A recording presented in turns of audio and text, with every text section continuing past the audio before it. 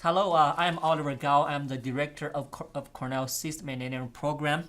Today, we are very excited to have Dr. Chris Rahn, who is a professor of mechanical engineering and also director of the Mechatronics and Research Lab and a co-director of the Battery and Energy Storage Technology Center at Penn State University. And he's also the Associate Dean for Innovation in the College of Engineering. Chris, very nice to have you today here. Thank you, Oliver. Appreciate it. Yeah, I was looking at your research. You have a very wide spectrum, which is very good. I think that's actually a very good example of systems approach. So, I just briefly introduced you, but do you mind if you can just go ahead and introduce yourself and also, yourself and also your research? Well, yeah, sure. Happy to do it. To get started. And also thank you for this opportunity. It's, I think this field is something that's kind of evolved and I think has different definitions to different people. What does it mean to be systems engineering? But in my mind, and certainly in my career, I started out as a modeling person, a mechanics person. And so kind of at the root of everything I do is the model development. Everything from, mechanics to electrochemistry, which is the latest thing that I've been working in, the latest area. So in terms of modeling, we're coming up with equations that describe physical systems. And then once you have kind of this model, you can do a lot of things a lot of things can be based on the model. Mm-hmm. So you can optimize the design of some system. You can think about control and estimation of that system. Those are all possible once you have a really good model for the system. So, in some ways, for me, the model is kind of the foundation, what I work from. And it kind of distills my understanding of a physical system.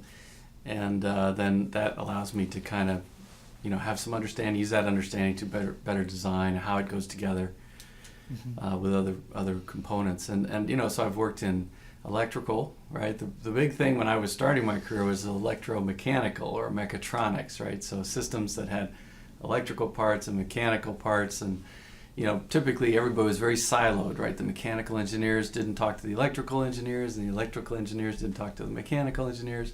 Exactly. And my first job in the lab was actually, I shared a lab with an electrical engineer at Clemson University when I started out. So, that was a good starting point because you start to see that although there's a lot of things that are common in these fields, I'm basically looking at dynamic systems, things that change over time, that the language is a little different and the approach is a little different. So being able to understand, kind of bridge that gap has always been a challenge for me and kind of what makes it interesting. Well, that's one. I have prepared a list of questions in order, but based on what you were saying, I think I'll probably just go off the list. Because I think you inspired me. I think you say that you started as a modeler. Yes. And I guess from the majority of the professors, they started as modelers, right? I think that's true. So, yeah. but you can see nowadays when we look at the society needs and the society challenges, and I think the society is requiring us professors not only to be very good modelers, right? And they want the society needs us to be also able to design, yes, and even construct so that we can have a real impact. For the benefit of the society. That's why I want to go off the list because, your path is really a very good example. How did you migrate from a modeler, like you derive PDEs, solve ODEs, yes, and which probably didn't prepare you very well for hands-on things to design things and then bring things to reality. So how did you migrate from modeler to designer? Because this is really even at Cornell, like with the Cornell Tech, sure, right? We're talking about entrepreneurship. Yes. So how? And I'm also a modeler. Okay. And I want to become a designer. So that's why when we talk about your past, I'm curious how, and what are the tips and what are, for example, some advice you would offer to us peer kind of academics, sure, to migrate from pure theoretical thing and modeling to empirical and to impacts? Yeah, I think that's a great question. So I always have been sort of a hands-on person. I was a hands-on person before I became a mathematics person. Uh-huh. And so, my experience in graduate school at Berkeley was really getting those mathematical tools that would allow me to attack some of these problems. And so always I've kind of had in the back of my mind, I like to work on things. I like to build stuff. Even today, we have a farm, and I'm the farm hand. So That's wonderful. I'm doing repairs, I'm building stuff all the time. So I think that it was part of my upbringing. It's part of my nature to just try to build stuff. And I think the one thing I can encourage people who are thinking about it is that, you're going to do a lousy job when you start. And, they talk a lot about failing and failing often and early. I think when you're building stuff, you just have to try. And there's no other way than to try and fail and try again. I don't think, even though I've been, making systems for many years and advising my students how to do it, I still figure the first thing they make is going to be a disaster. Maybe the second one's okay. The third one maybe starts to get pretty good. But so for me, it was kind of the flip thing. It wasn't like I started it. And, I see. I started even before being modeling and understanding the math part as somebody who liked to work on cars and build my own go-karts and do that kind of thing. And so then I got these tools in graduate school that allowed me to, that's a wonderful thing where you can take math and actually make it describe something real. I think that's fascinating that can actually work, Yeah, that's wonderful. And so which means that you were actually returning back to your initial drive, right, to design things. Yes, to absolutely. make real things. Absolutely. Right. So this somehow probably I think says something very good to even, for example, I think after you did your undergrad study and actually you went out to work. Yeah, I did. I think, and then you came back to the graduate, Ph.D. study. That's right. I think that's perfect because that way, for a lot of academics, straight out undergrad, graduate study, and then to another university to become a professor. Right. Right there. So that way, and also you mentioned that you have a farm. Yes. And that's very good. That kind of help you probably, stay balanced and connected. Yeah. To Well, the when we have grad students, it's rare that we get our hands dirty anymore. I mean, yes. we're just advising grad students and teaching them how to do stuff and maybe giving them some good ideas. Yeah. But yeah, you definitely, as you start to be a professor, you start getting farther and farther away from actually holding a wrench and hooking up the wiring. Mm-hmm. So that, having that, the farm is a place where I can actually do that. Yeah. Without screwing up my students' work. I can make mistakes on the farm, it's no big deal. The horses don't mind. I think this is wonderful. So this actual kind of, thinking about the work you do on a farm and versus the work you are doing in a lab, looking at these advanced battery systems and looking at these smart structures, which say that actually innovation is not really in the cloud. Innovation is really right from a farm to a lab. So, and speaking of this, since now you are acting as a sort of dean for innovation, right? And I think that's a very important, definitely important position, and especially with your background and interest in systems. So, what's your vision for academic and also research innovation? Yeah, well, let me explain a little bit about that position. So, we used to have an associate dean for research and innovation, and the way it's split now, that position is split into two half-time positions. So even though my title is associate dean for innovation, it's really just half of that associate dean for research, kind of what you normally think of associate dean for research. But I do work with our entrepreneurship, that's under my umbrella, so you think of that as innovation. But I also work with new faculty and developing programs, mentoring programs for our college's new faculty. I handle all the seed grants we have within the college to try and get new ideas, kind of out there.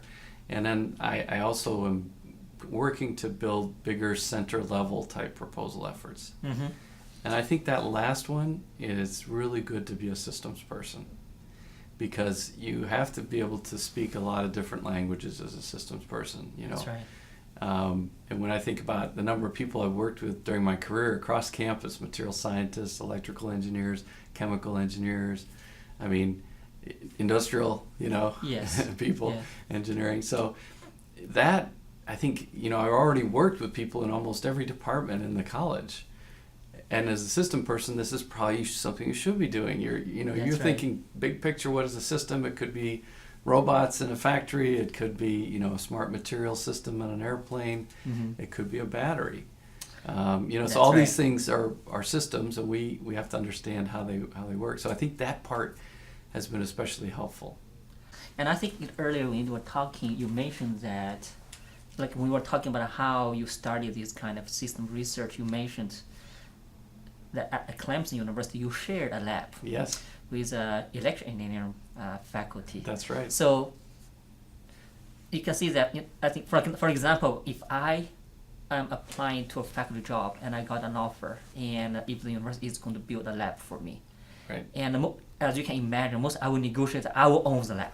right. I'm going, the lab to my group. Yes, Right. This is the mindset for most of the people. absolutely. But now, if you look back, your experience of sharing a lab, it turned out to be a wonderful thing. It was terrific. And the thing is, you never know. It's about personalities and whether you can work with the other person, and that's hard to know ahead of time, right? That's right. If you end up overworking somebody who just takes the whole lab and gives you a little square foot in the corner, Yes. that's not good. But in my case, it was a very good relationship. I learned a lot from Darren Dawson, who's now dean at Kansas State. Mm-hmm. I learned a lot from him, and I think he learned some things from me too. We co-advised students. The students were in the lab together, electrical engineers and mechanical engineers, and so I think it was good for the students, good for me for sure in my career, and helped me to become more of a systems engineer. Mm-hmm. I think if I'd gone to Clemson, I'd just gone into my lab, maybe I'd still be doing vibration control and vibration dynamics today. I wouldn't have necessarily reached out to that. Yeah, I think that's true. I think like the connection, and it's not only the connection. Like we as individual faculty, we try to reach out to connect, but on the other hand, if the universities or if the college can create some kind of atmosphere for people to connect. Yes. So this reminds me, like when the college here, we were thinking about future space planning. Yeah. We were talking about tearing down one building and building up a new building. How do we design the space? Right. And I think it's really which lab should be next to which lab. Mm-hmm. It's again a systems problem, but system innovation for research innovation. Yes. Yeah, and I think that's absolutely, space. We're in a similar boat where we're looking at some new buildings, and in fact we have one building that's being vacated because the faculty are moving to another building, and we're trying to think, how do we allocate the space? Is it the traditional thing where you just say department has this space?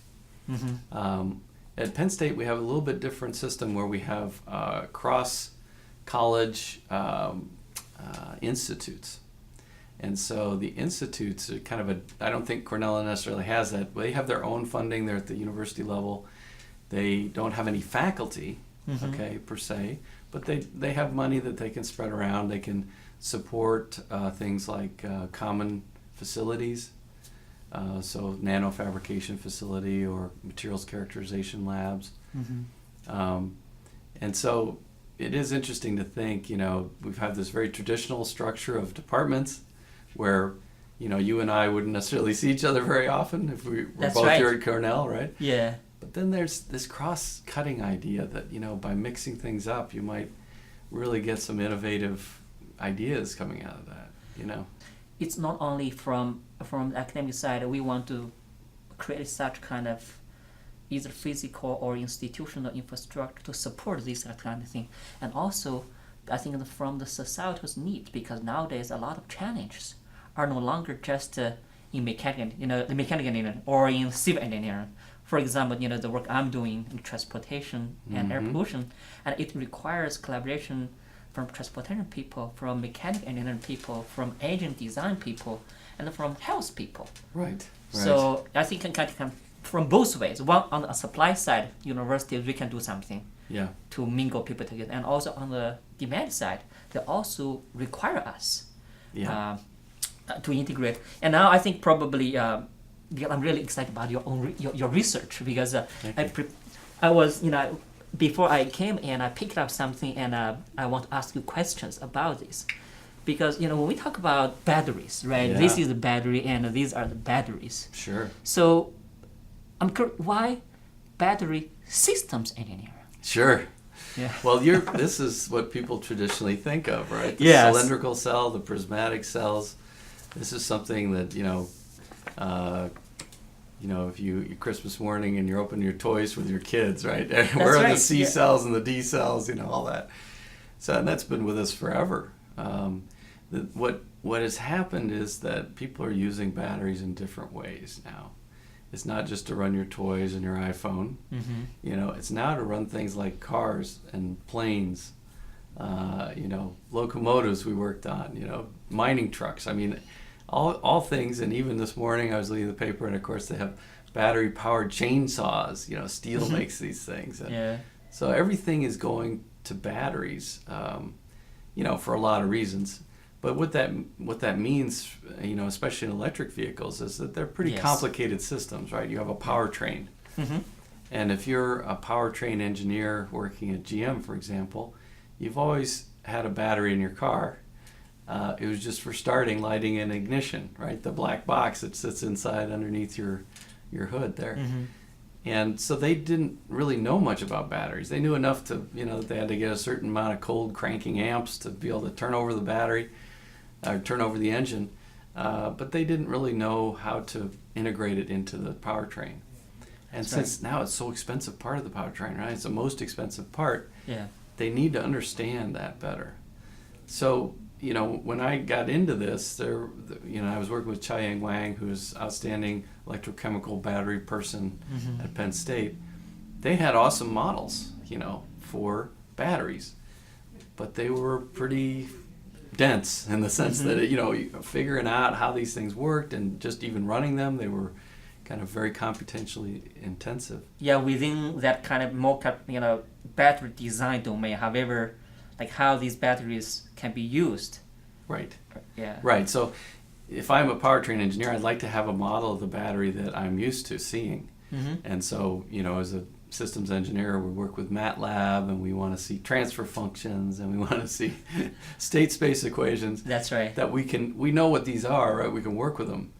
So I was that's where I kind of made my I guess biggest impact, is that Mm-hmm. conversion of the complex nonlinear PDE type models of batteries to something that any systems engineer for Ford or GM they can actually use.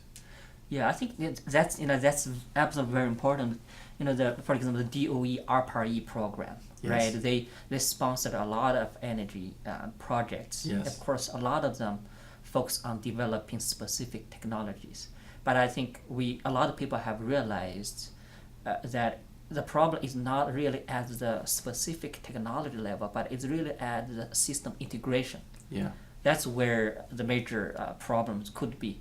So now, like looking forward, and apparently I think batteries, they do have so wide range of application, as you say, from powering a toy to powering a future house. Yes. Or of course cars and Yeah. even airplanes. So for us to be able to do that, as a transportation researcher, I'm of course very excited about this premise. So, but what are the key challenges and the problems ahead of us? Yes. Transportation is such an open thing. I think you're lucky to be working in such a cool field right now. For so many years, it was kind of, not very exciting, but It's now just roads, yeah, pavement. right. But now this autonomy thing, and even again, the paper this morning was talking about these Chevy Bolt, which is an electric car, but it's also autonomous. So this idea of autonomy, energy storage, transportation design, just the whole system design. I mean, this is really evolving. It's a very exciting time. With all this kind of excitement, of course, coming with excitement, there could be hype or hope. Right.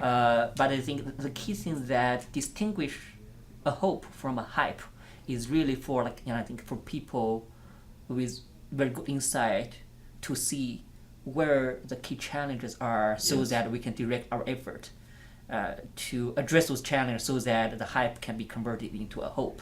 Yes. So and I'm sure like battery will be battery systems, Yes. battery systems. Yes. Will be a very important element, and also you are now working in this kind of smart structures, as I was seeing your research website. So from battery systems to smart structures, and in the setting of future smart cities. Yeah. As very rational researchers, where do you see the key challenges, so that we can help the society to cool down and focus on dealing with those challenges? Yeah. So I think certainly when you're talking about, let's just take the electric vehicle part of the equation, right? Yes. So I'm actually on my second electric car, and I've That's put, great. I guess, almost 60,000 miles on electric miles on these two cars that I've had. Mm-hmm. And I think EVs are awesome, and I think everybody should get one. There's so many things about an electric car that are advantageous, everything from almost no maintenance to the fact that you never have to fill up gas on a cold Ithaca morning. That's right. Yeah. In the freezing weather. I'm very excited about the potential there, and China and Europe are really pushing forward on EVs. But there's still challenges, and I think DOE, as you mentioned, some of these other folks are working on them. Mm-hmm. One thing is that you'd like to be able to charge quickly. Mm-hmm. So this is what's called fast charging, and DOE has a recent call to be able to put 150 miles of range on a Chevy Bolt in 6 minutes. Mm-hmm. And so then it starts to look like you're filling up, potentially filling up your electric car at about the same rate you're filling up your gas-powered vehicle. They talk a lot about range anxiety with electric cars. Mm-hmm. I personally have never felt that because I know where I'm going and I charge my car in my house the night before. I think that's not a real issue for anybody who's had an EV. Mm-hmm. I think this idea of having fast charge is useful if you have to drive to DC or something like that, maybe once a month, or how often do you make those big trips? But I think fast charging is going to be solved. I think the big issues with batteries is cost and life. Mm-hmm. And they're still expensive, although that price is really coming down. Mm-hmm. And then there's the issue of life, and batteries unfortunately degrade whether you use them or not. There's a calendar aging aspect to batteries, so that they just, even if you don't use it, it's slowly degrading over time. And then of course if you use them and use them heavily, they get accelerated aging. Lithium ion batteries are just amazing that they can recharge with Coulombic efficiencies that are 99.95 or even higher Coulombic efficiencies. But they do age, and that's one area that people are working on. How do you optimize the design of a battery such that it will have extended life, while in the meantime the power output will be high enough to satisfy? Well, I think this is where systems people can get involved. I think there are ideas out there to make battery systems longer life. Mm-hmm. You have different ways that you can influence the battery. Temperature is a good example. So by changing the temperature of the battery, you can make it perform better in terms of power, but you also accelerate the aging. So if you had a way, for example, of optimally mapping the temperature of a battery over its life, you might be able to get high power and long life. And not only that, I think that systems engineers need to work with material scientists and say, we have some ways we can influence the battery once it's installed in the car. Mm-hmm. Can you change the chemistry a little bit so that if it's just sitting in my garage, it's not aging very quickly, and that calendar aging is suppressed?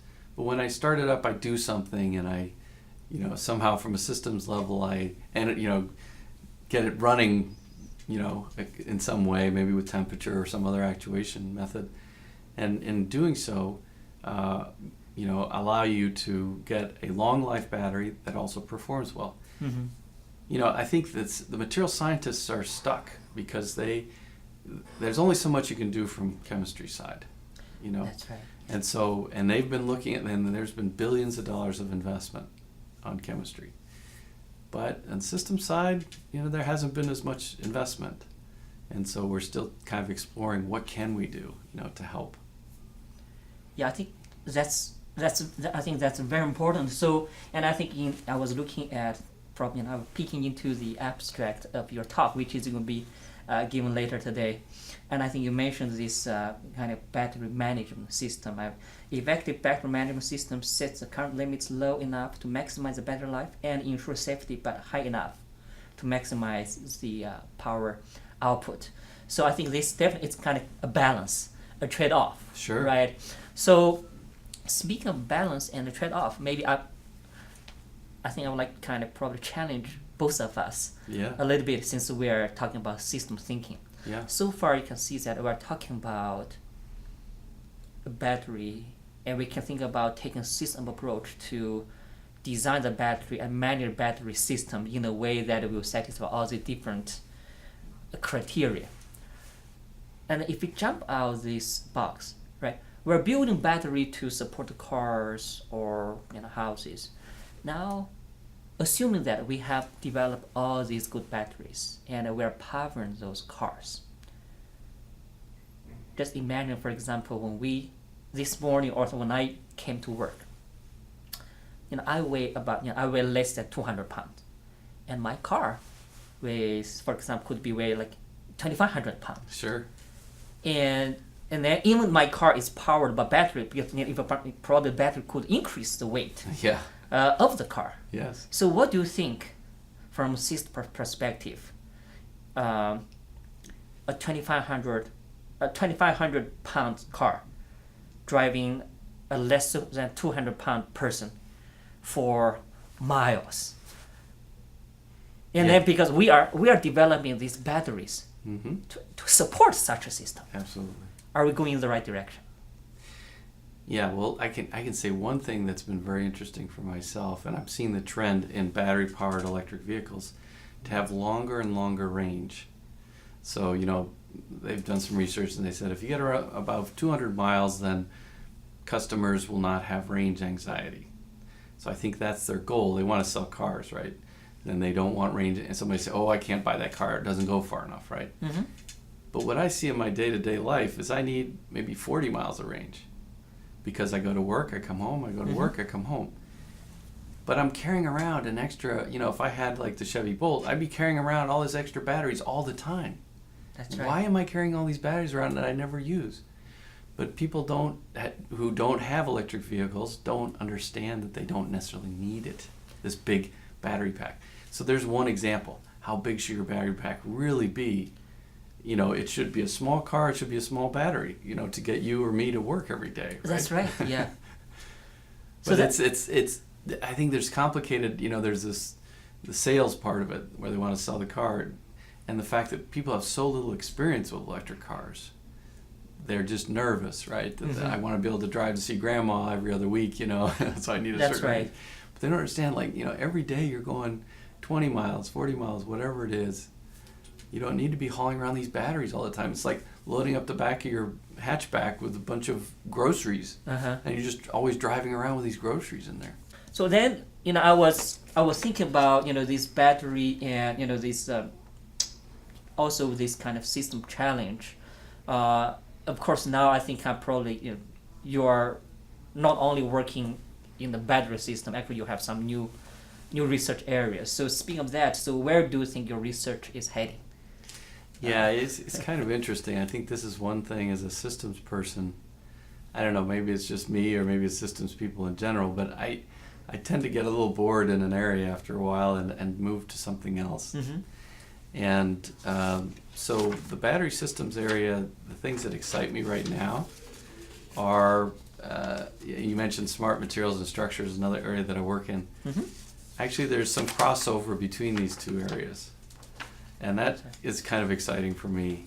We have a new NSF project to look at batteries that can move when you charge and discharge them. And so there's certain chemistries of batteries, silicon materials in particular, that expand a lot when lithium is inserted. And from an electrochemical viewpoint, that's a bad thing because these electrodes tend to crack and break off and things like that. But from a mechanical perspective, things that swell can be an actuator, so potentially can morph things, can change shape of say, a soft robot, for example. And so I think that's pretty interesting stuff. So it's multifunctional batteries, everything from using from actuators for sensor, a self-powered sensor. One other thing, you mentioned RPE, we had a project on multifunctional batteries where we actually use batteries as load-carrying elements. Mm-hmm. So batteries have current, copper and aluminum current collectors. And so those are structural materials that we could use to carry loads as well as current. So I think those areas are kind of exciting, but I think also pushing more into larger systems, where you're talking about a transportation system as a whole. If we have autonomous electric vehicles, we know where they're going. Can we use this preview information to help us, smartly charge and discharge the vehicles? Can we use that information to help design the right size battery pack? It's not too big that you're just hauling around extra weight. It's not too small that you can't service all your customers. Mm-hmm. So I think, the area that you're talking about in transportation systems, for example, I think that's really going to be evolving. And it's exciting to be part of that. Like when you talk about battery being charged while the battery is moving, right? So this reminds me in the transportation sector now we're looking at, so think about roads. Yes. We're thinking about building infrastructure such that when electric cars are traveling on the road, they can be charged in the same time. Yes. Is that possible? Yeah, so they have this, the wireless charging.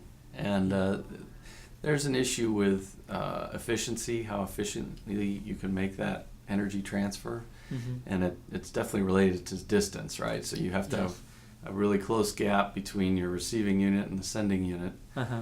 And if you're going to do high power, you don't want anybody to stick a hand in there by accident. That's right, yeah. Things are going to get fried. But I think this idea of a wireless world, so to speak, where you can, you have some energy storage because you're not always going to be producing power, but you can go from spot to spot and you just absorb energy from the environment, either through this RF charging, mm-hmm. wireless charging, or solar cells or whatever it is. If you can get away from always having to plug into the wall with your little charging unit, we all have 20 of these things in our house, right? Each mm-hmm. one is just sitting there wasting energy all day long.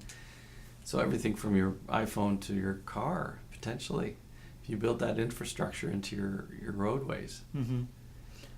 I hadn't even really thought about whether it makes sense financially to try to do that, or what the kind of the value proposition is for, is there the power company that's getting money when you use their energy or all that. But there certainly are areas where you have high traffic, right, where it makes sense if you invested in that, and each person gets charged a certain dollars per kilowatt. Uh-huh.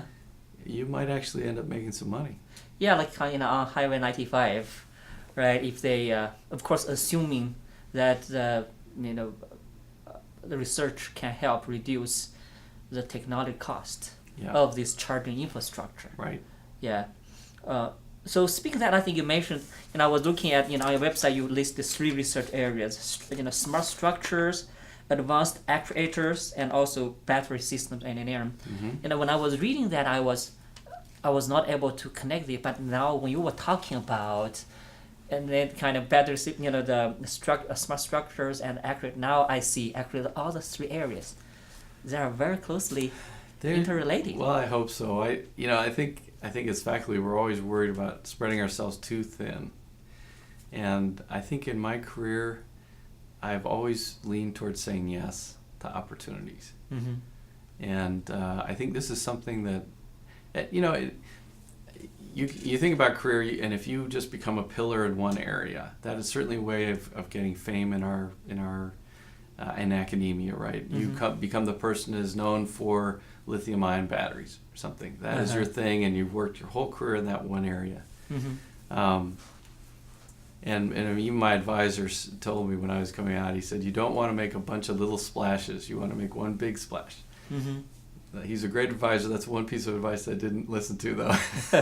I made a lot of little splashes. Maybe they're enough put together to make a wave start being formed. But I think that, that idea of, in systems, of being sort of a team player, being an interdisciplinary player, that needs to be recognized more in universities, because those people, I think, can fill important gaps, especially as you start having larger and larger teams. You need these kind of glue people that maybe go between the best battery person and the best transportation person, or the best battery person and the best aircraft builder or vehicle builder, somebody to kind of fill in the gaps to bring these teams together. And that's where I see multidisciplinary, interdisciplinary, transdisciplinary, and systems. Those things go hand in hand in my mind. That's again kind of exactly like a systems, the nature of systems, right? It's you're not really, of course we want to encourage local optimal. Of course we want to have the global optimal, right? Sure. System optimal, a system optimality. Right. Yeah. So. Yeah. And I think the fact that maybe this biologist and this control theorist are working together, they might actually see new opportunities, or they might see that, that area I was working in, and control theory that everybody in control theory thought was so great, maybe doesn't really apply. But if I did this little different thing, I could still make contributions in control theory, but it'd be more relevant to, say, biological systems. Yeah. So I think this is the future. I think there's the core programs we're seeing pretty much at every funding agency are flatlined, and more of the agencies want to have bigger initiatives, and those big initiatives need people working together. So, whatever we can do at universities to try and encourage, reward, recognize people who are actually doing that sort of work is going to be beneficial. Yeah, I think that's that's right, and I think you mentioned earlier, saying that like in your advisor's advice. Yes. Right.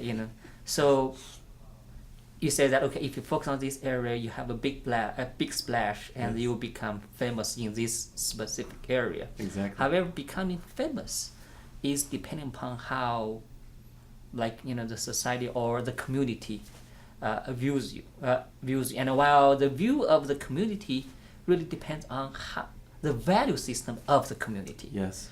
I think what you are talking about is it's kind of changing a very fundamental thing. How can we change the evaluation? Not change, kind of improve, the evaluation system of a research community such that the high impact research can be valued more appropriately. What I mean, high impact research not only comes from a single kind of tiny area focused on in depth. Right. And a lot of times it's really these kind of cross-cutting disciplines that actually can have a huge impact. For example, now all these AI, all these autonomous driven vehicles. Yes. In terms of specific one area advancement, even AI itself, it's really a cross-cutting, right? Multidisciplinary approach. But if you say, okay, how much contribution do you really make in machine learning in terms of academic value? Probably not. However, the advancement of the AI, the advancement of the machine learning or deep learning or optimal learning techniques applied to address these empirical questions that then all of a sudden kind of brewed or cultivated a whole new industry. Yeah. I kind of think of that going back to the DARPA Grand Challenges, right? Back in the early 2000s, where they were challenging people to make an autonomous vehicle. And that challenge forced the AI kind of data-driven folks to work with people who built sensors, who built cars, who understood, GPS and mapping and all this kind of stuff. Forced all those people to work together, because it wasn't just going to be the AI people, solving the problem. It wasn't going to be just putting more sensors on the car that's going to solve the problem. It wasn't going to be having better mapping. But if you start combining all those people together, then you start to see this kind of success. I mean, autonomous vehicles are a perfect example where you can't just do it with one person. What advice would you offer to our system students, for their future development, for the future career, and even here how they can make good use of their time here at Cornell to get them better prepared for the future challenges? I think all of these fields that you mentioned, there's some underlying mathematics. I know financial systems, for example, there's a lot of mathematics there. And a PhD program in particular, I think, is one of the few times where you actually have the time to build up some tools in your arsenal. And part of that, I think, maybe is statistical, mathematical tools, or in the case of if you're doing biology systems or, mechanics, these sort of things, partial differential equations. I would say that's not a bad place to have some experiences as part of your PhD program. In some ways that modeling is a way of distilling sort of your understanding of a problem, whether you understand it or not. And a PhD program is a great chance to do the sort of things that, you don't want to necessarily just be a survey course where you survey 10 different areas. I'd encourage students to, pick an area where you really want to get some solid foundational, experience, expertise that you can then use as the kind of the foundation, as you said, the kind of the footing or whatever of your career. I like that idea. So kind of our strategy is now that the program, we are focusing on offering what we call tools or models for system analytics. Oh, nice. So that the students, because the students, they'll come from the background of different application domains. Right. And so if you're in philosophy, you may not have a lot of math kind of background. That's the challenge, right? You have to somehow incorporate that, the students with those backgrounds. You can see that challenge. That's right. They'll face the challenge. They'll probably struggle a little bit in terms of grasping all these analytical tools. Right. However, as you said, kind of after they finish the degree program, after they start their career, and several years later, when they look back, they will find out, all those hard times will turn out to be very rewarding for them to be competitive. Exactly. In their relative respective field. I've definitely found that to be, you have to have a core knowledge, as a PhD that you can fall back on that has value. And that's hard to obtain. If it was easy to obtain, then anybody would be able to do it. But obtaining that core knowledge, that core foundation that you can leverage for a whole career, that investment in the PhD program is really critical, and it's important, and it's hard. Thank you very much, Chris. Thank you very much. I appreciate it.